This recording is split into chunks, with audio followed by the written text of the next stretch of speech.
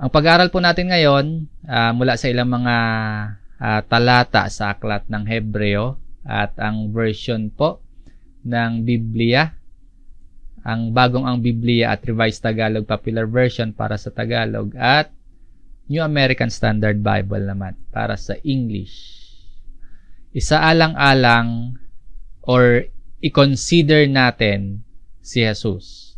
Pero hindi ibig sabihin na bigyan natin siya ng konsiderasyon na para bang isang kakilala na aayain natin sa isang okasyon kasi nakakaawa naman kung hindi iimbitahan.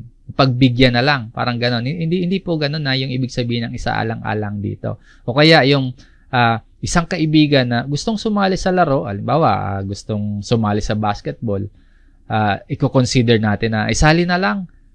Wala nang iba eh. Kaibigan naman eh. Pagbigyan na lang natin. Hindi po ganon yung ibig sabihin dito ng isaalang-alang natin si Jesus. Kundi po, ang ibig sabihin, ituon natin ang ating puso. No, ang isaalang-alang si Jesus ay ituon natin yung ating isip kay Jesus. No, kung sino siya, fully kung sino ang Panginoong Jesus na kung hindi natin siya bibigyan ng halaga, na kung hindi natin siya kikilalanin, at kung hindi natin siya tatanggapin, matatalo tayo sa laban. Malulugi tayo at mawawalan tayo ng malaki sa buhay pa lang na ito. Sa nakaraang dalawang Thursday po, kung maalala ninyo, na pag-aralan natin yung ilang mga talata sa ikalawang sulat ni Apostol Pablo para kay Timoteo na nagturo at nagpaalala sa atin ang pangangailangang maging matatag tayong mga mananampalataya, na merong tibay at pagtitiis sa ating buhay Kristiyano, na kailangang matapos natin ng mabuti, kahit mahirapan tayo itong buhay Kristiyano, ay kailangang mapaglabanan natin yung mga maling aral, dahil nga po malaki yung nakasalalay.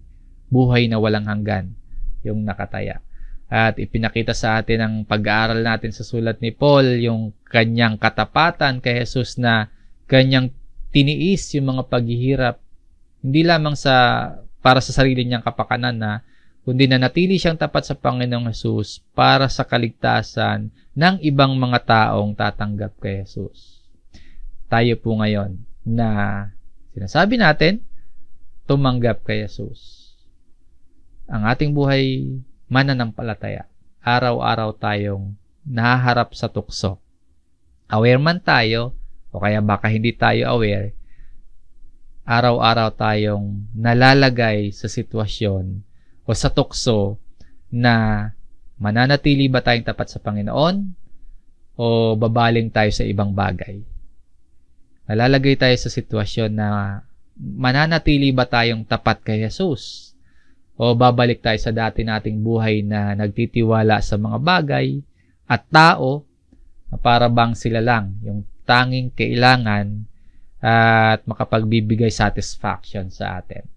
Sa ating pag-aaral po ngayon, ang sitwasyon naman na kinakaharap ng mga mananampalatayang sinulatan ng may akda ng sulat o aklat ng Hebreo. Sa ngayon po, hindi ako nakakasigurado kung sino talaga yung writer ng sulat na ito. Pero nakakatiyak naman po tayo na ito po ay salita ng Diyos na nagbibigay paalala at nagbibigay babala sa mga makakabasa nito. Lalo na po sa mga humaharap sa mga pagsubok, humaharap sa mga tukso na nahihikayat balikan yung dating masamang pagkatao, nahihikayat muling balikan ang mga maling paniniwala kung saan na mas komportableng pakinggan, mas nakakakiliti sa tenga, at nahihikayat na magpatalo na lang sa paglaban sa mga maling aral.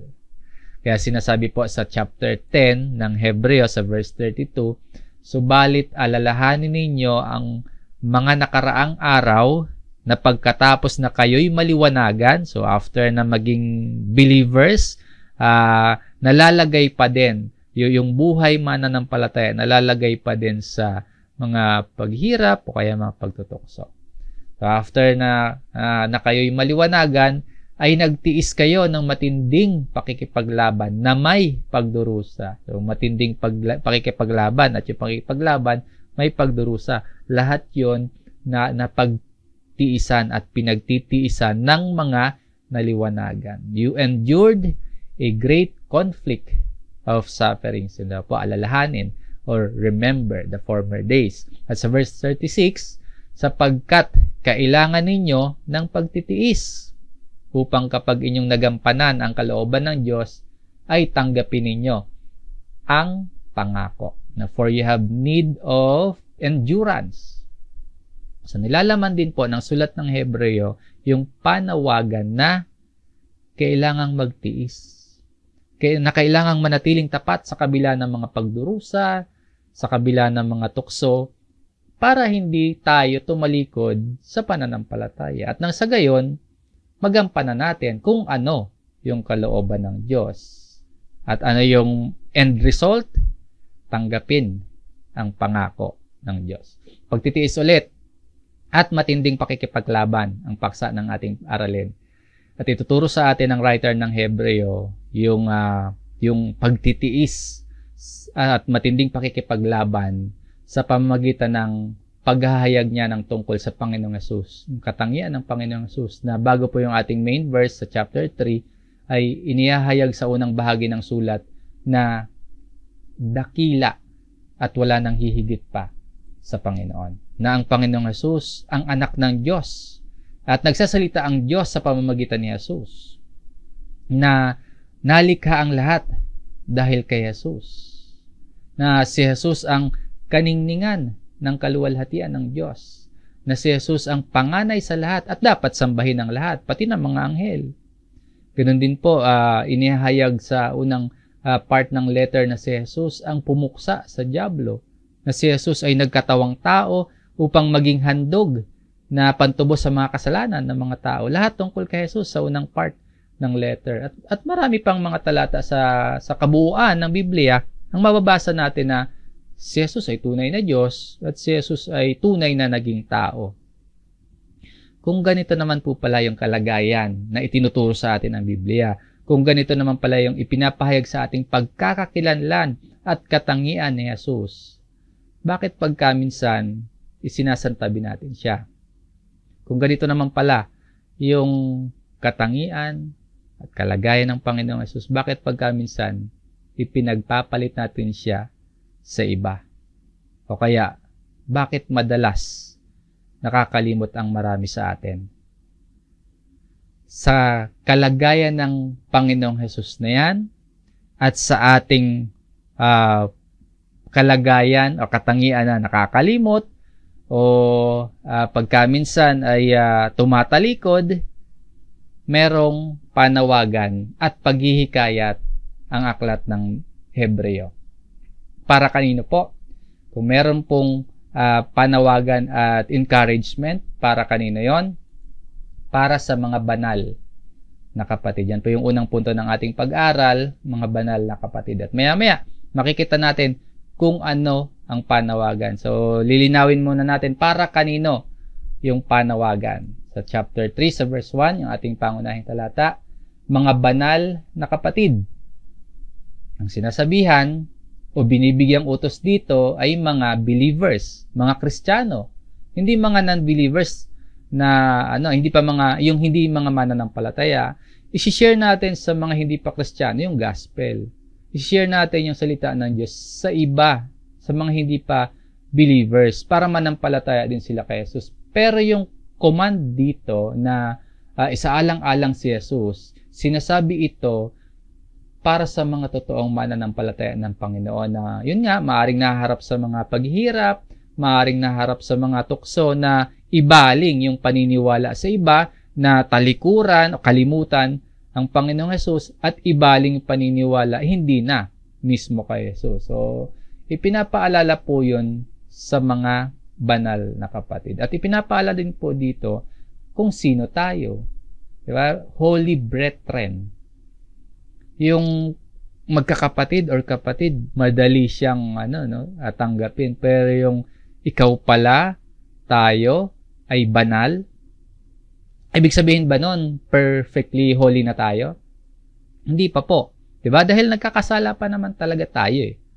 Pero dahil sa ginawa ni Jesus, tayo ngayon ay ginawang banal. Kaya yung address dito sa mga totoong mananampalataya ng Panginoon, mga banal na kapatid. Basahin natin yung chapter 10, verse 10.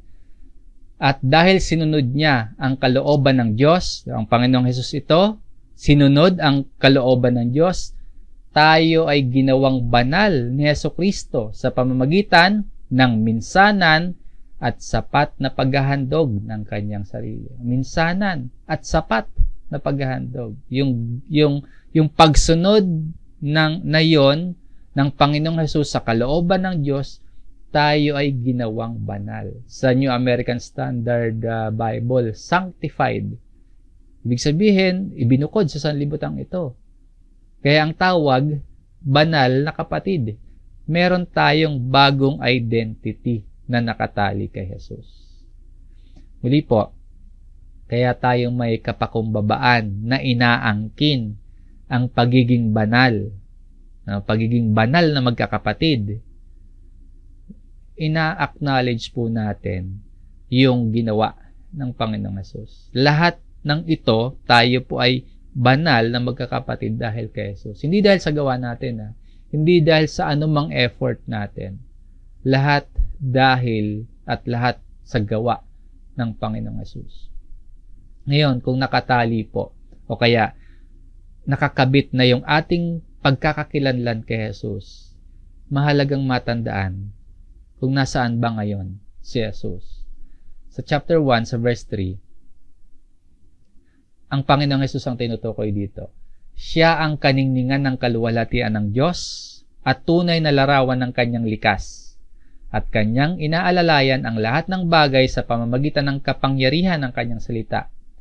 Nang magawa na niya ang paglilinis ng mga kasalanan, siya ay umupo sa kanan ng kamahalan sa kaitaasan. Nasaan po ang Panginoon? Ang Panginoong Hesus ay umupo sa kanan ng makapangyarihang Diyos sa langit. Kung lahat tayo ngayon ay nakatali at nakakabit kay Jesus na nasa kaitaasan, tayo po ngayon ay magkakapatid at kabahagi sa makalangit na pagtawag. Kaya sa ating main verse, dun sa verse 1 ng chapter 3, mga kabahagi sa makalangit na pagkatawag, partakers of a heavenly calling. Kabahagi. We share in a heavenly calling. At kasama tayo dito. Tayo din po ang tinutukoy dito. Kaya nga po dahil sa kalagayan na nakakabit tayo kay Jesus, na yung ating identity ay nakatali sa Panginoong Jesus, tayo ay magkakapatid. Na tayo ay banal na magkakapatid. Ngayon, sa kalagayan na yon, sa bagong pagkakakilanlan na yon na nakaangkla sa ating Panginoong Hesus, ang paningin natin ay hindi na lang sa mga bagay sa mundong ito. Ang layunin natin, ang mga pangarap natin, hindi na lang sa mga pansamantalang bagay lamang, ay hindi na lang sa mga panlupa lamang, kundi sa makalangit na. Malinaw po ang panawagan dito sa aklat ng Hebreo para sa mga banal na magkakapatid. At nililinaw yan na tayo po bilang fully tinanggap, sinampalatayanan, pinaniwalaan ang Panginoong Hesus at ang kanyang ginawa, tayo ngayon ay banal na magkakapatid. Ngayon, ano po yung panawagan sa mga totoong mananampalataya ng Panginoong Hesus? Isaalang-alang ninyo si Jesus. Balikan natin yung verse 1. Isaalang-alang ninyo na si Jesus, ang apostol at pinakapunong pari ng ating pagpapahayag. Dahil nakatali na tayo at yung ating identity naka Jesus na, dahil naka Jesus din lahat ng tulong na kailangan natin, ayon dito, consider Jesus. Yung consider Jesus, yung nilinaw natin kanina, na pagsasaalang-alang sa Kanya. Hindi lang ordinaryo dahil nakilala naman natin, pagbigyan na lang at hindi po ganoon. Pero ano yung panawagan dito? Isaalang-alang si Jesus dahil tayo po ay sinaalang-alang niya. Diba? Na perfectly sinunod niya ang Ama. Para saan yun? Dahil at para sa kaligtasan natin. Na inako ng Panginoong Jesus ang parusa, ang paghihirap, ang kamatayan sa krus, para yon sa kaligtasan natin. at muli siyang nabuhay para magkaroon tayo ng pag-asa sa buhay na walang hanggan, na magpahanggang ngayon, namamagitan siya sa Ama para sa atin. So consider Jesus kasi tayo din naman isinaalang-alang niya. At marami pang mga bagay o katuruan ang mababasa natin sa buong Biblia na magsasabi sa atin kung bakit natin ang Panginoong Hesus i-consider. Sa ating mga pili at pangunahing talata mula sa aklat ng Hebreo, may ilan pong binigyang diin ang may akda at lahat ng iyon inihahambing kay Moises. Isaalang-alang si Jesus sa paraang inihahambing kay Moises dahil ang maaring pangunahing sinulatan ng sulat na ito noon ay mga Hudyo na naging Kristiyano.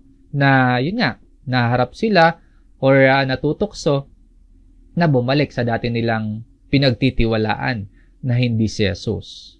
Na isaalang-alang nila si Jesus, baka kasi nakakalimutan nila na dakila sa lahat si Jesus kahit pa kay Moises. And mula dito sa verse 1 ng ating main verse hanggang sa talatang 6 na ating babasahin ay meron pong tatlong kaisipan na inihahayag kung bakit natin kailangang isaalang-alang si Jesus. Una, isaalang-alang ninyo si Jesus dahil siya ay tapat sa nagtalaga sa Kanya. Basahin natin yung verse 1 and 2. Ang apostol at pinakapunong pari ng ating pagpapahayag ay tapat sa nagtalaga sa Kanya. Sa verse 1, tinawag na ang apostol at pinakapunong pari si Jesus.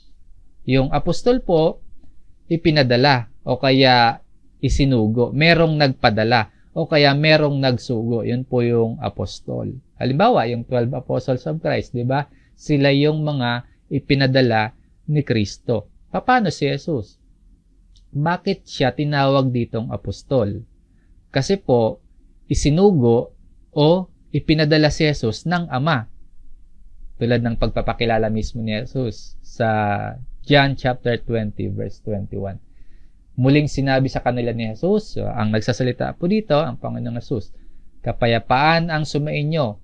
Kung paanong sinugo ako ng Ama, ay sinusugo ko rin naman kayo. So, yung pinagsasabihan, yung binibilinan, binibigyan ng commandment dito, ay yung mga apostol ni Kristo. Ang bibigyan ng pansin natin dito, yung kung paanong nagpapakilala si Jesus na siya ay isinugo ng Ama. Meaning, apostol, tulad ng binabanggit sa ating main verse, na apostol ang Panginoong Jesus. Dahil ayon nga dito sa pagpapakilala niya, siya ay sinugo ng Ama.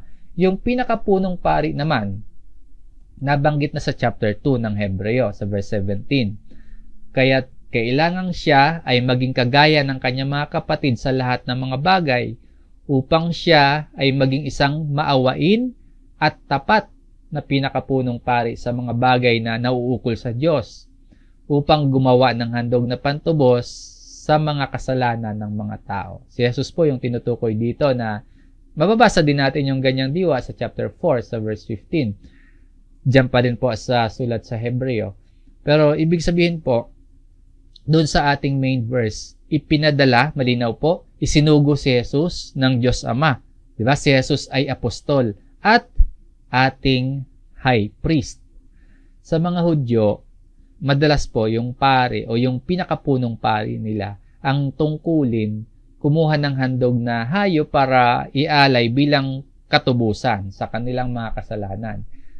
Dito, si Jesus na ating pinakapunong pari, iba at dakila yung kanyang ginawa. Siya mismo, ang Panginoong Hesus o yung sarili niya mismo, ang inialay para tubusin tayo sa ating mga kasalanan. Yun yung misyon. Yun yung calling ni Jesus mula sa Ama kung bakit siya sinugo. Nagawa ba ni Jesus ang kanyang misyon? Yes. Kaya nga po sa verse 2 ng ating pangunahing talata, ang nakasulat ay tapat sa nagtalaga sa Kanya. Ang katapatan na ito ni Jesus, yung katapatan ng Panginoong Jesus sa nagsugo sa Kanya, ay pagpapakita sa atin ng iisang kalooban ng Amang Diyos at ni Jesus. isang kalooban, no, isang misyon ang maisagawa yung kaligtasan ng lahat. Mula po sa pagpapakababa ni Jesus bilang tao. Hindi ko po sinasabing mababang uri ang tao. Pero sadya lang pong mataas at dakila ang kalagayan ng Panginoong Jesus. At sa pagpapakababa niya bilang tao, sa pagpapakababa niya sa kanyang kamatayan sa krus, sa paghihirap sa buhay at ministeryo, ang Panginoong Jesus ay nanatiling tapat sa Ama. Kung inaaral natin ang kasaysayan at pamumuhay ng Panginoong Jesus, makikita natin na may tukso na sa Panginoong Jesus na talikuran niya yung misyong ibinigay sa kanya. May tukso na talikuran ng Panginoong Jesus yung dahilan kung bakit siya isinugo, na may tukso na ipagpalit sa karangyaan, na ipagpalit sa kaginhawahan, pero hindi bumitiw si Jesus. No, tapat talaga siya sa nagtalaga at nagsugo sa kanya. Hindi niya ipinagpalit sa iba yung layunin ng Ama. Hindi niya tinalikuran yung nagsugo sa kanya. Sinabi mismo ni Jesus sa kanyang pangangaral noon sa John chapter 8 sa verse 29. At siya na nagsugo sa akin ay kasama ko. Hindi niya ako pinabayaang nag-iisa, sapagkat lagi kong ginagawa ang mga bagay na nakakalugod sa kanya. Grabe yung katapatan ni Jesus sa nagsugo sa kanya, no? Na lagi niyang ginagawa ang mga nakakalugod sa Ama. Pero makikita pa natin dito, kung gusto pala nating laging may kasama, kung gusto pala nating di tayo pabayaang nag-iisa ng Diyos, yung Christ-likeness, no? Yung lagi ginagawa ni Jesus, yung mga bagay na nakakalugod sa Ama. Yun din yung sundan natin. Pero ang main point natin ngayon, yung grabing katapatan ni Jesus sa nagsugo sa kanya. Na sa ating main verse sa Hebreo, kinukumpara itong katapatan na ito ni Jesus sa katapatan ni Moises. Gaya ni Moises na tapat, na as Moses also was in all his house. Mula ito, or mababasa natin yung ganitong diwa, yung gaya ni Moises na tapat sa buong sambahayan ng Diyos, ay sa Numbers chapter 12 sa verse 7. Sa pasimula, dahil nasa verse 2 pa lang tayo ng chapter 3, hindi agad ipinakita ng writer yung kaibahan ng katapatan ni Jesus at Moises, kundi nag-focus muna sa pagkakapareho. Kaya gaya ni Moises na tapat. Yun yung pagkakakonstruct ng letter. Ipinapaalala ng writer na tapat nga si Moises.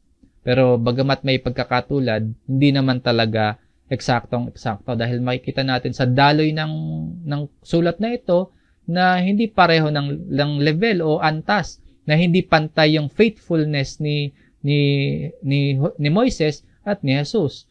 At alam din naman yon ng mga Hudyo.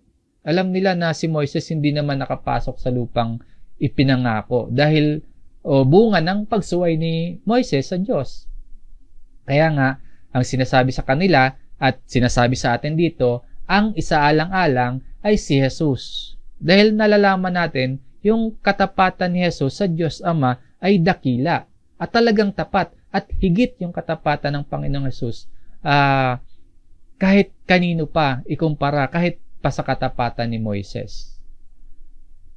Ang katapatan ng Panginoong Jesus dito kasi sa unang bahagi ng chapter 3, halos parang ipinapantay mo na yung katapatan, yung focus sa pagkakapantay muna. Pero sa mga kasunod na kaisipan, mas maipapakita na ng writer na mas higit si Jesus, na mas dakila si Jesus kay Moises. Ito po yung kasunod. Isaalang-alang natin si Jesus dahil siya ay karapat-dapat sa higit na kaluwalhatian kaysa sa iba. Higit na kaluwalhatian, higit na karangalan. Sa verse 3 ng ating pangunahing talata. Sapagkat siya ay itinuring na karapat-dapat sa higit na kaluwalhatian kaysa kay Moises. Yamang ang nagtayo ng bahay ay mahigit na karangalan kaysa bahay. So, higit kay Moises, higit kanino man. Ang dapat nating makita dito, more glory, more honor Yun yung na kay Jesus. At dapat na ibigay kay Jesus. Wala namang masama po kung bigyang karangalan si Moises. Lalo na, bahagi si Moises ng plano ng Diyos para maligtas yung mga Israelita. Pero sino mang tao at anumang mga bagay ay hindi dapat bigyan ng higit na pagpaparangal at pagpapahalaga kaysa kay Jesus. Ito yung reminder dito. Hindi lang sa mga pangunahing sinulatan ng writer, kundi tayo ding mga nagbabasa ng sulat na ito. Minsan po kasi, nabibigyan natin ng higit na kaluwalhatian o kaya nabibigyan natin ng higit na karangalan yung ibang tao o bagay kumpara kay Jesus. Minsan, mas nabibigyan natin ng glory yung ibang tao, yung mga namiminuno sa atin, o kaya yung may mga otoridad sa atin, mas nabibigyan natin sila ng higit na honor. Minsan din, pati yung mga gawa natin, yung tradisyon natin, minsan yung kayamanan natin, o kaya yung material possessions natin, yung mga bagay na meron tayo, minsan, mas nabibigyan natin ng higit na pagpapahalaga at parangal kaysa kay Jesus. Pinapaalala sa atin na isaalang-alang natin si Jesus dahil wala pong anumang bagay sa buhay natin ang dapat na bigyan ng higit na karangalan at higit na pagpapahalaga kumpara kay Jesus. And bakit daw po more glory? At bakit more honor para kay Jesus? Ayon po dito, yamang ang nagtayo ng bahay ay may higit na karangalan kaysa bahay. Kaya more glory and more honor para kay Jesus. At sa verse 4, sapagkat ang bawat bahay ay may nagtayo, subalit ang nagtayo ng lahat ng mga bagay ay ang Diyos. The builder of the house has more honor than the house. Yung bahay na tinutukoy po dyan, yung sambahayan na nabasa natin kanina sa verse 2. Hindi po building yung bahay, kundi tao ng Diyos, pamilya ng Diyos, na yung sambahayan, church, kapatiran. Si Moises, kabilang sa sambahayan ng Diyos. Kaya higit yung karangalan ni Jesus dahil si Jesus, co-creator ng Diyos Ama. Basahin po natin yung John chapter 1 verse 3. Lahat ng mga bagay ay ginawa sa pamamagitan niya. At kung wala siya, hindi nagawa ang anumang bagay na ginawa. Ang all things, yung anumang bagay, lahat dahil kay Jesus.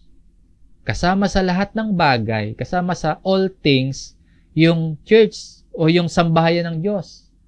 Kasama dun si Moises. Pero si Jesus, higit na importante dahil si Jesus ang ulo. Kung wala si Kristo, wala si Moises. Kung wala ang Panginoong Jesus, wala ang sambahayan. Kung wala si Jesus, wala ang Israel. Wala ang church. Nakita po natin kung gaano ka-dependent yung ating existence. Na yung ating pagkalika, yung pagkagawa sa atin at sa lahat ng bagay dahil at nakadepende lahat kay Jesus. Bakit na pa natin bibigyan ng higit na karangalan yung mga bagay? Bakit pa natin higit na bibigyan ng higit na importansya at pagpapahalaga, kayamanan man yan, katanyagan man yan, kapangyarihan man yan? Bakit yun yung mas bibigyan natin ng higit na importansya at pagpapahalaga kaysa kay Jesus? Na ang Panginoong Jesus pala ay siyang dahilan kung bakit nalikha ang lahat. Bakit natin bibigyan ng higit na karangalan yung ibang tao? Ang ibang tao, yung kapwa natin tao, leaders man natin yan, mga otoridad man sa atin, mabubuting mga tao man yan, pero ang mga tao ay nangangailangan ng tagapagligtas. Bakit natin sila bibigyan ng higit na pagpapahalaga? Ang Panginoong Yesus, siya ang tagapagligtas. Siya dapat yung bigyan ng higit na karangalan at higit na kapurihan. Muli po, ang paalala, consider Jesus. Dahil siya ay karapat-dapat sa higit na kaluwalhatian kaysa sa iba.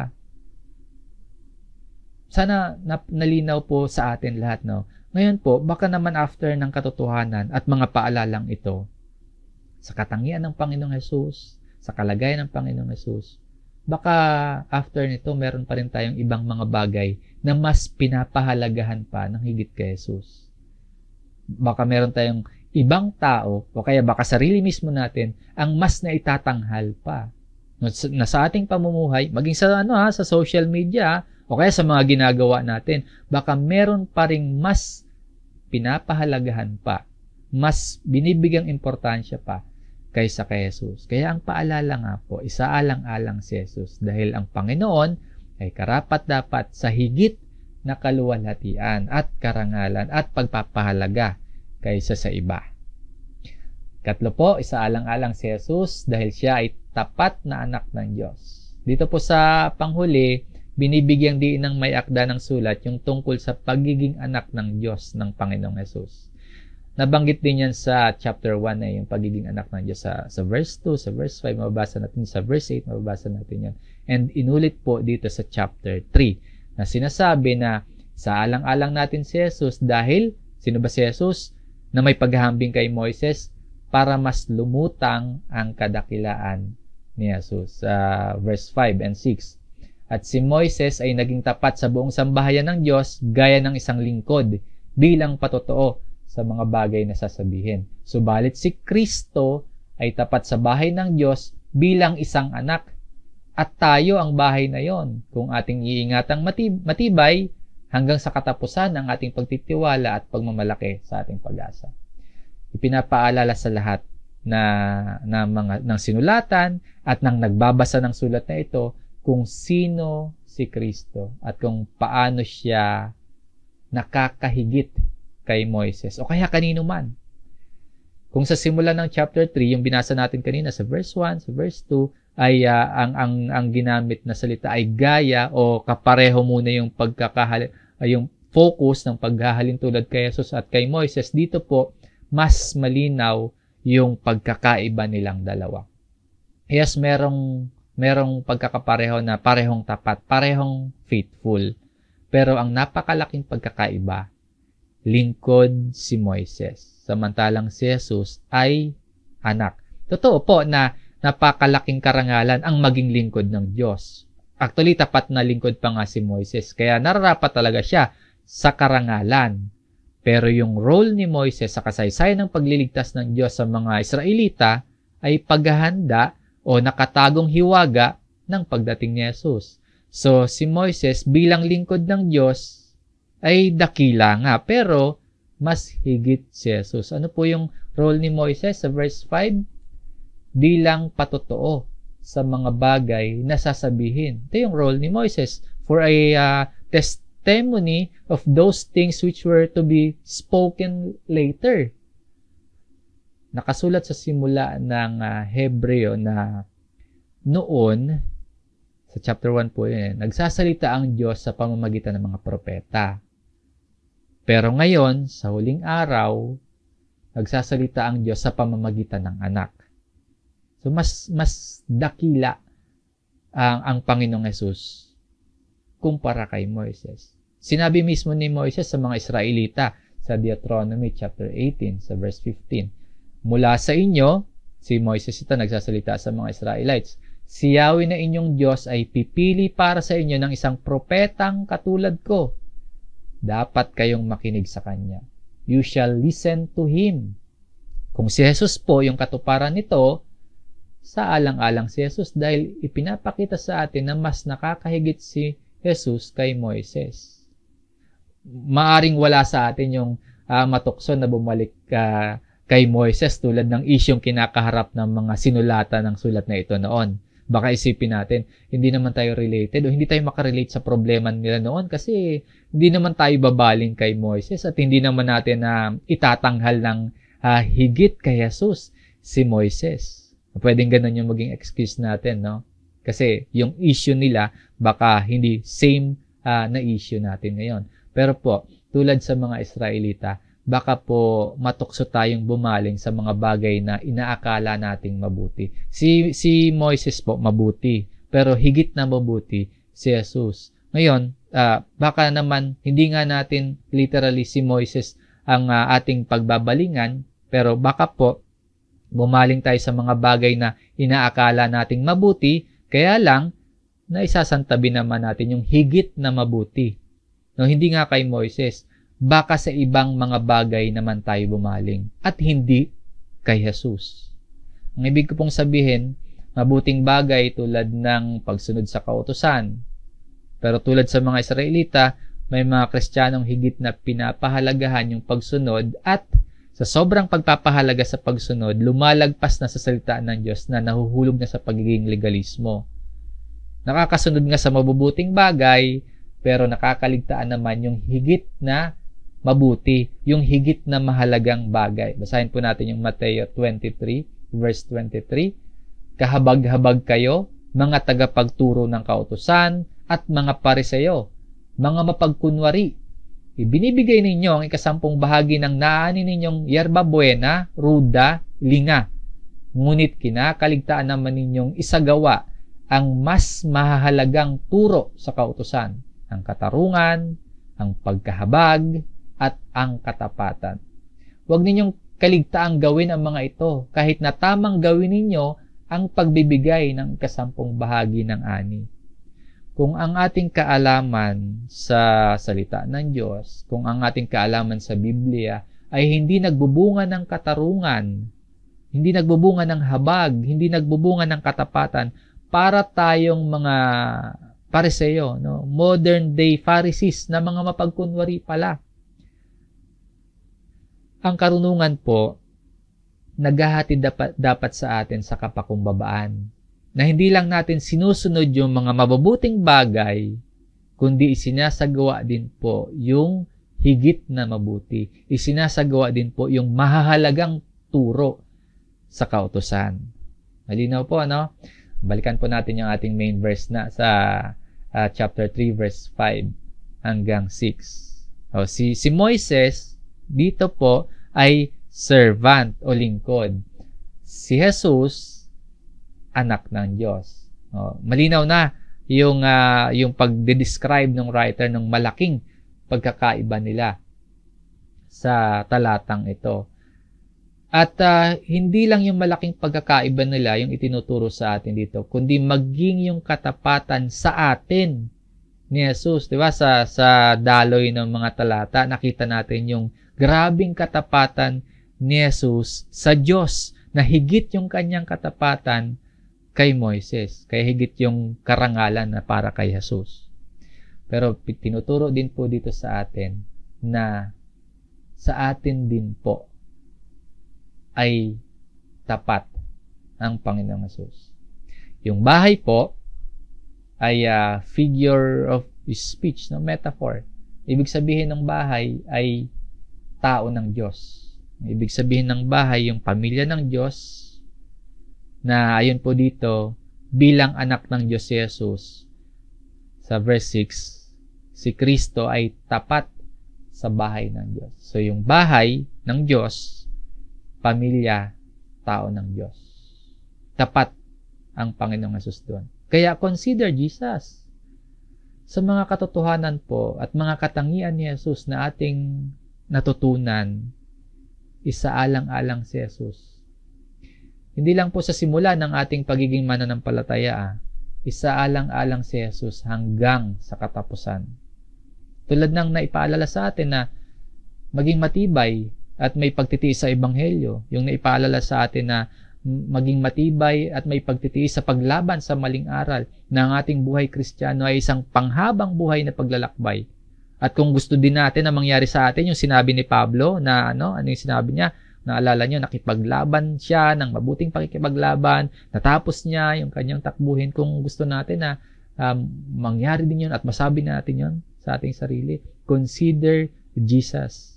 Saalang-alang natin si Jesus. Tapat ang Panginoon sa pagkasugo sa Kanya ng Diyos, sa mission na masunod niya. Nanatiling tapat ang Panginoong Jesus simula hanggang sa katapusan ng buhay niya para iligtas tayo. Tayong mga unworthy, tayong mga makasalanan. Tinuturo sa atin ng Biblia na si Jesus ang anak ng Diyos. At tinuturo sa atin na nararapat siya na tumanggap ng higit na karangalan. Higit kay Moises, higit sa sino man sa buhay natin. At kung nakikita natin yung tunay na halaga ni Jesus, sa alang-alang natin siya. Hindi lang ngayon, hindi lang sa mga susunod na araw, hindi lang sa mga panahon na maayos tayo, mapayapa tayo, sagana tayo, kundi Kahit pa may problema tayo, naghihirap tayo, hindi lang sa mga panahon na busog tayo, kundi sa mga nagiging gutom tayo, hindi lang sa mga sagana tayo, kundi sa mga panahon na nagkukulang tayo. Hindi lang sa yung pang ngayon lang, kundi hanggang sa katapusan. Isaalang-alang si Jesus. Siya yung ating pahalagahan. Siya yung ating higit na bigyang kapurihan. Siya yung ating bigyang higit na importansya sa lahat ng ating ginagawa hanggang sa dulo po ng ating buhay. Pansinin po ninyo kung paano isinulat yung verse 6 dito sa ating main verse. Subalit si Kristo ay tapat sa bahay ng Diyos bilang isang anak. At tayo ang bahay na yon, kung iingatang matibay hanggang sa katapusan ang ating pagtitiwala at pagmamalaki sa ating pag-asa. Matapos pong itanghal yung kadakilaan ni Jesus bilang anak ng Diyos, binabanggit naman kung ano yung kahalagahan nito para sa atin. Tayo ang bahay na yon. Ayon po dyan sa verse 6. Ang anak ng Diyos nagkatawang tao upang ang sinumang sumampalataya sa Kanya ay mabigyan ng karapatan na maging anak din ng Diyos. So, adopted tayo into God's family. Kaya bilang mga magkakapatid, yung ating pananampalataya, na dahil sa ating pananampalataya, ay naging bahay tayo ng Diyos. So, bilang mga magkakapatid, ingatan nating matibay, hindi lang sa simula, kundi hanggang sa katapusan. At ang babala po dito, bahay tayo ng Diyos kung iingatan natin na matibay yung ating pananampalataya. Kasi kung hindi natin iingatan, hindi tayo yung bahay. So, bakit pa tayo lilipat sa ibang bahay kung naka Jesus na tayo? Kung naka Jesus na rin yung lahat ng kailangan natin, bakit pa tayo babaling sa iba? Bakit pa tayo lilipat sa iba kung si Jesus yung pag-asa natin? At kung sinasabi naman natin ngayon na totoo, si Jesus yung pag-asa natin, totoo, si Jesus yung kumpiyansa natin ngayon, at kung si Jesus yung itinatanghal natin at kinakapitan natin ngayon. So, kung sinasabi natin yan ngayon, siya pa din po yung ating kakapitan, ipagmamalaki, bibigyan ng higit na kapurihan at importansya hanggang sa katapusan ng ating buhay. So, verse 14 ng Hebrew chapter 3, sapagkat tayo nagiging kabahagi ni Kristo kung ating hinahawakang matatag ang pasimula ng ating pagtitiwala hanggang sa katapusan. So, pasimula hanggang katapusan. Kaya napakahalaga yung paulit-ulit tayong sinasabihan na isaalang-alang natin si Jesus. Na kailangan natin palagi yung magpapaalala sa atin, na kailangan natin yung mga sasaway sa atin. Pagka minsan mga kapatid, kailangan natin yung may makikialam sa buhay natin para matiyak na hindi tayo nalilihis ng landas, para hindi tayo bumitaw sa ating pagtitiwala, para merong mag-remind sa atin na manatili tayong naka Jesus at hindi natin ipagpapalit sa iba si Jesus. Na hindi lang natin ito ipagpapatuloy na kanya-kanya na nag-iisa. Sa ating main verses po, pansinin nyo yung plural pronouns, yung mga ginamit sa verse 1, sa verse 6, pag binasa nyo po. Diba? Mga banal na kapatid. No? Mga tayo ang bahay. Tayo. Nagpapaalala din po na kailangan natin ang isa't isa. Kailangan natin sa buhay Kristiyano natin, yung lakbay natin, yung labang ito, kailangan natin ang isa't isa. Pinapaalalahanan ng isa't isa na isaalang-alang si Jesus. Tinitingnan ng isa't isa, ginagabayan ang bawat isa na nananatili kay Jesus. Ano man po yung kaabalahan natin sa buhay, ano man yung pagsubok na kinakaharap natin, ano mang problemang kinakaharap natin, ano mang conflicts na pinagdadaanan natin, hindi natin pababayaang bumitaw ang bawat isa. Ang huling paghihikayat po sa atin bilang magkakapatid sa ating aralin ngayon sa Hebreo chapter 10 verse 24 hanggang 25. At ating isaalang-alang kung papaano gigisingin ang isa't isa sa pag-ibig at sa mabubuting gawa, na huwag nating pabayaan ang ating pagtitipon gaya ng ugali ng iba, kundi palakasin ang loob ng isa't isa, lalong-lalo na kapag inyong nakikita na papalapit na ang araw. Titingnan at aalalahanin natin ang isa't isa kung nananatili ba tayong nakakapit kay Jesus. Gigisingin at palalakasin ang loob ng isa't isa. Lalo na po kung nakikita natin na sinasabi din dito na papalapit na ang araw. No? To endure Jesus, isaalang-alang si Jesus. Hindi lang para sa sarili natin, kundi para din sa bawat kapatid. At sa araw na yon, yung papalapit na araw, kapag dumating yung araw na yon, at kapag matagumpay nating isinaalang-alang si Jesus, makakasama natin siya harapan. Makakasama natin siya mukhaan. So, isaalang-alang si Jesus. Hanggang dito po mga kapatid, ang ating aralin ngayon. Nawa ay nanginabang na nariwa sa bawat isa ang salita ng Diyos at nawa tumanggap ng karunungan mula sa salita ng Diyos ang bawat isa. Muli po maraming salamat sa inyong mga tulong at pananalangin upang may pagpatuloy natin ang gawain ito. Purihin ang Diyos. Maraming salamat mga kapatid. God bless.